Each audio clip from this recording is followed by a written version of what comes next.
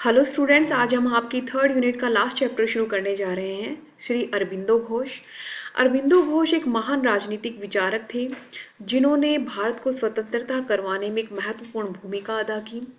वो एक महान राष्ट्रवादी थे जो अपने राष्ट्र से बहुत अधिक प्रेम करते थे, जो कि ऐसे बैकग्राउंड से आते थे जो कि वेस्टर्न कल्चर में बहुत अधिक बिलीव रखती थी।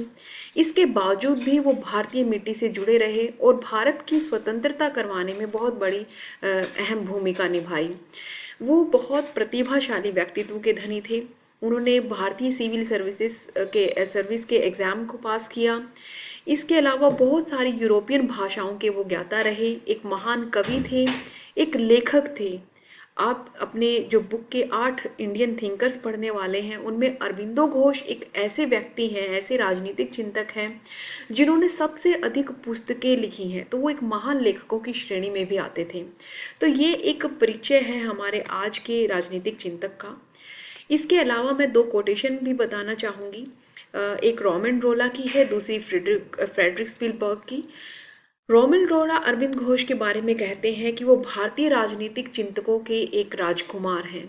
वहीं स्पिलबर्ग बोलते हैं कि घोष जो हैं वो एक चमकते हुए इस पृथ्वी के सितारे हैं और एक ऐसे महान संत हैं जो इस युग के एक महान संत हैं। तो इस तरह से हम देख सकते हैं कि केवल भारतीय ही नहीं, विदेशी महान व्यक्ति भी उनके बहुत अधिक प्रशंसक रहे हैं। अब हम उनकी बायोग्राफी पे आते हैं। अरबिंदो घोष का जन्म जो है 15 अगस्त 1872 में होता है कोलकाता में।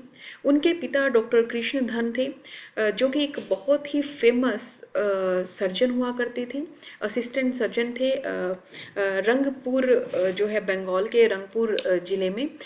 और ब्रह्म समाज में भी वो बहुत अधिक बिलीव करते थे उनके पिता।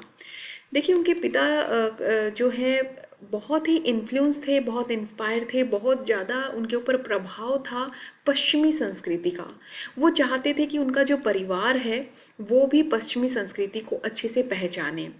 इसीलिए उन्होंने जो है अपने परिवार के साथ, अपनी पत्नी और 3 बेटों के साथ जो है इंग्लैंड शिफ्ट होने की सोची, ताकि वो अपने बच्चों की जो है अच्छी शिक्षा दे सकें। वेस्टर्न कल्चरल में रहते हुए वेस्टर्न एजुकेशन वो बच्चों को, अपने बच्चों को दिलवा सकें। तो अरबिंदो घोष की बात की जाए तो अरबिंदो घोष जो है 5 वर्ष तक भारत में ही रहे। दार्जिलिंग के लोरेटो कॉन्वेंट स्कूल में वो पढ़े और वहाँ पर वो 2 वर्ष तक पढ़ते रहे। 7 वर्ष की आयु में उनके पिता जो है उन्हें इंग्लैंड लेकर चले गए और जहाँ पर वो अपने जीवन के 14 वर्ष बिताते हैं। देखिए, इन 14 वर्षों में वो जो है यूरोपियन भाषाओं को बहुत अधिक अच्छे से पहचानते हैं, जैसे कि इंग्लिश को के जानकार हो जाते हैं, फ्रेंच, जर्मन, लैटिन, इन भाषाओं को के वो बहुत बड़े ज्ञानी हो जाते हैं। परंतु देखिए, वेस्टर्न लैंग्वेजेस की जानकारी होते हुए भी वो एक भारतीय भाषा को नहीं जानते थे। एक भी भारतीय, सिर्फ बांग्ला को छोड़ के, जो कि उनकी जो है मातृभाषा थी। ना उन्हें हिंदी आती थी, किसी अन्य भाषा, भारतीय भाषा को नहीं जानते थे, ना ही कि भारतीय संस्कृति से वो बहुत अधिक जुड़े हुए नहीं थे, क्योंकि उनके पिता नहीं चाहते थे कि उनके बच्चे भारतीय संस्कृति से जुड़े रहें या फिर वो पश्चिमी संस्कृति की तरफ मुड़े ही ना। इसी दौरान वो जो है इंडियन सिविल सर्विसेज जो है उसका एग्ज़ाम 1890 में पास करते हैं।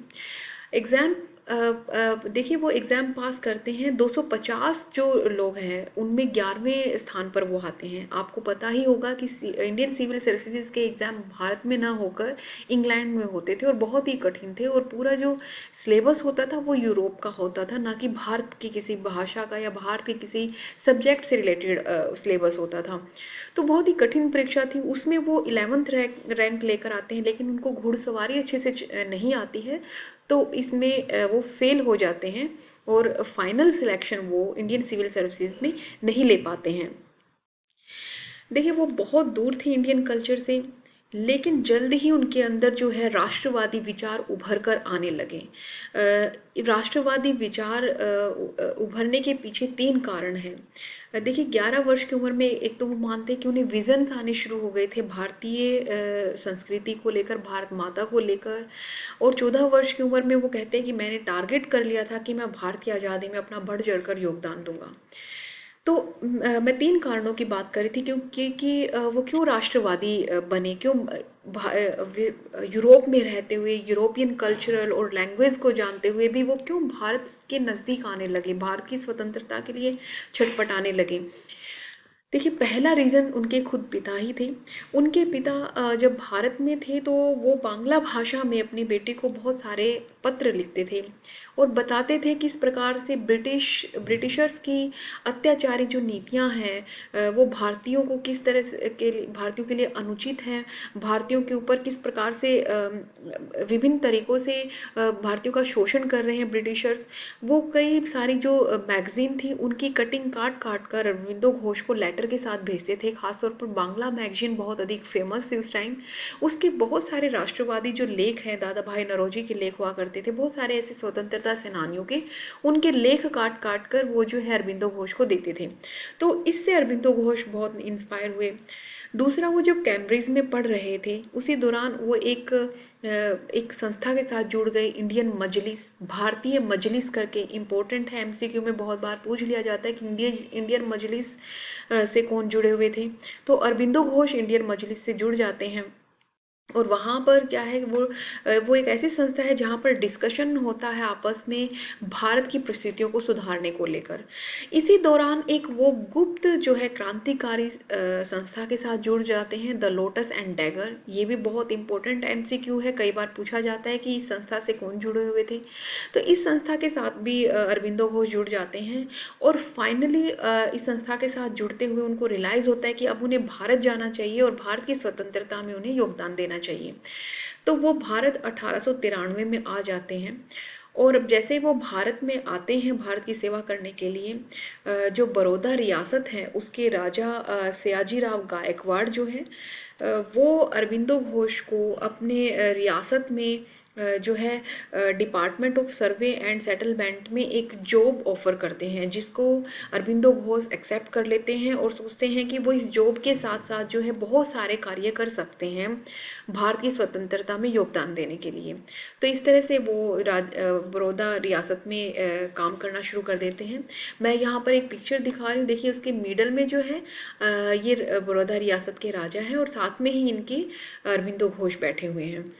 तो अब इसी दौरान वो जो है बड़ौदा रियासत में 13 वर्ष तक काम करते हैं, 1893 से लेकर 1906 तक। इन 13 वर्षों तक वो भारतीय संस्कृति के नज़दीक आते हैं, भारतीय संस्कृति का ज्ञान लेते हैं, भारतीय भाषाओं का ज्ञान लेते हैं, बहुत सारी संस्कृत, बांग्ला, मराठी, गुजराती भाषाओं को वो सीखते हैं। कालिदास की महान रचनाओं के बारे में सीखते हैं, वाल्मीकि के रामायण, बंकिम चंद्र चटर्जी के प्रसिद्ध नॉवल, मधुसूदन दत्त की कविता, इनका गंभीर अध्ययन करते हैं। तो इस प्रकार से जो है वो भारतीय संस्कृति को जानना शुरू कर देते हैं। तीसरा, वो भारतीय संस्कृति का एक महत्वपूर्ण अंग योग को भी इन्हीं वर्षों के दौरान वो सीखना प्रारंभ करते हैं और अपना एक वो इसी दौरान जो है अपना एक गुरु विष्णु भास्कर ले ले। तो ये भी एक एमसीक्यू में पूछा जा सकता है। अब देखिए, इसी दौरान जो है अब वो साथ में ही समाज सेवा भी कर रहे हैं, जैसे कि वो शिक्षा दे रहे हैं विद्यार्थियों को। बड़ौदा रियासत में ही जो बड़ौदा कॉलेज है उसमें वो एजुकेशन दे रहे हैं। इसके साथ ही बड़ौदा रियासत के अंडर ही वो प्रशासकीय कार्य भी कर रहे हैं। वो भारतीय संस्कृति को समझ रहे हैं, सीख रहे हैं। इसके साथ ही वो भारतीय राष्ट्रीय आंदोलन में भी गुप्त तरीके से जुड़े हुए हैं। तो वो अपने सबसे पहला करते हैं गुप्त लेखन करने में। तो सबसे पहली जो पत्रिका है इंदु प्रकाश, उससे वो जुड़ते हैं और इंदु प्रकाश का एक अंक है न्यू लैप्स फॉर ओल्ड। उस कॉलम के अंतर्गत वो अपने जो है लेख लिखने प्रारंभ कर देते हैं। यहाँ जैसे मैंने आपको एक पिक्चर दी है इंदु प्रकाश, ये उस समय का अंक जो था यानी जो पेज है उसकी ये पिक्चर है। तो इंदु प्रकाश में ये देखिए न्यू लैम्प्स फॉर ओल्ड जो है टाइटल है और अरविंदो घोष इसमें जो है लिख रहे हैं।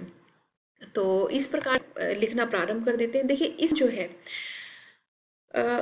वो क्रिटिसाइज करते हैं कांग्रेस को। क्यों करते हैं?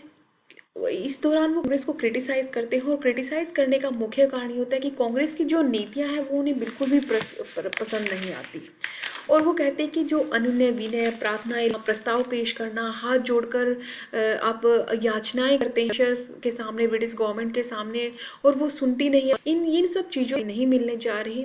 वो 1902 का अहमदाबाद, 1904 का मुंबई अधिवेशन कांग्रेस का, 1905 का अधिवेशन कांग्रेस का वो अटेंड करते हैं। वो बार बार कहते हैं कि हर अधिवेशन में कांग्रेस जो है सिर्फ ये मांग करती है कि एक डोमिनेंट राज्य बना दिया, ब्रिटिशर्स के अंडर ही हम रूल करेंगे, ब्रिटिशर्स हमारे ऊपर रहेंगे, लेकिन जो सुधार है वो ब्रिटिश गवर्नमेंट के अंदर ही हो सकते हैं। तो इस तरह की कांग्रेस की नीतियां जो थी उसकी वो आलोचना, वो कहते हैं कि हमें पूरी तरह से असहयोग कर देना चाहिए और स्वतंत्रता की मांग करनी चाहिए ब्रिटेन से, और हमें आज़ादी की लड़ाई में कूद पड़ना चाहिए।